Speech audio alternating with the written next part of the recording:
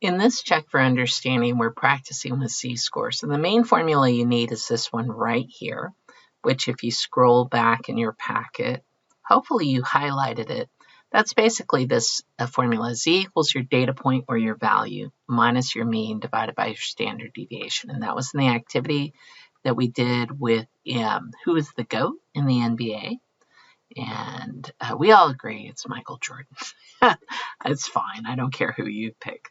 So anyways, this is the main formula we're using in this check for understanding. So in problem 1, we say a distribution of scores has a standard deviation of 10. Find the z-scores corresponding to each of the following values. A score is 60, a score of 60, where the mean score of data values is 40. Now we do know that it's 10, right? So that's important to know. And we have our mean is 40. So that's why that's 40. And your score, your data point is 60. So the 10 goes down on the bottom here. You do 60 minus 40, you get 20, divided by 10 is 2. So the z-score is 2. Now a score that is 30 points below the mean means that the difference, your value minus your mean, is negative 30. And then you divide by your standard deviation, which is 10, and you get negative 3. Now, some strategies that some students did is they said, well, I'll just make up a mean.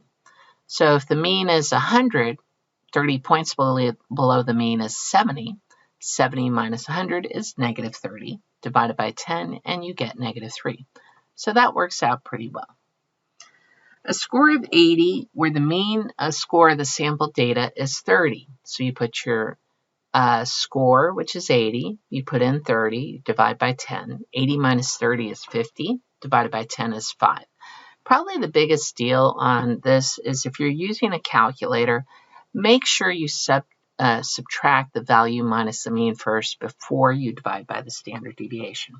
Or if you use parentheses around it like I have here, it'll work just fine.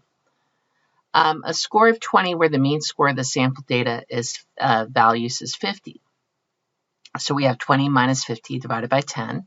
20 minus 50 is negative 30. Negative 30 divided by 10 is negative 3. Okay, so it's kind of like B. IQ scores have a mean of 100 and a standard deviation of 16. Albert Einstein reportedly had an IQ of 160. What is the difference between Albert Einstein, whoops, I'm not supposed to go up, between Albert Einstein's IQ and the mean? So we just take 160 minus 100 and we get 60 points. How many standard deviations is that? Well, you take the difference, and I could have changed this to 160 minus 100, kind of using the formula up here. So let's highlight that extra bright. This is the guy you want to use. So I could have said 160 minus 100 divided by 16, and which is 60 divided by 16, and that gives me 3.75. So that tells me how many standard deviations it is above the mean. And for the answer for part C, it's identical because the z-score is the number of standard deviations from the mean. If we consider usual IQ scores to be those that convert to z-scores between -2 and 2, is Einstein's IQ score usual or unusual? Well, he's got an IQ score of 3.75, and that's definitely outside of the range of -2 to 2, so it is unusual. Number 3, women's heights have a mean of 63.6 inches and a standard deviation of 2.5 inches. Find the z-score corresponding to a woman with a height of 70 inches, so that's my value there. And there's my mean, and there's my standard deviation. Determine whether the height is unusual. So we need to calculate a z-score.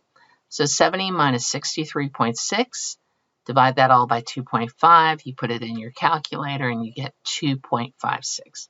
Remember to subtract these first before you divide. 3 students take equivalent stress tests. Which is the highest relative score, meaning which has the largest z-score value? So a score of 144 on a test with a mean of 128 and a standard deviation of 34. So that has a z-score of 0.47. Then we have a score of 90 on a test with a mean of 86 and a standard deviation of 18. I plug those in and I get 0.22. And finally, a score of 18 on a test of mean of 15 and a standard deviation of 18.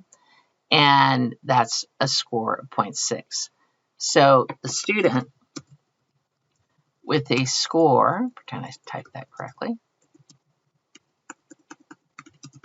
18 is the highest relative score. And that's it for your check of understanding. As always, if you didn't understand something, please feel free to bug me in class.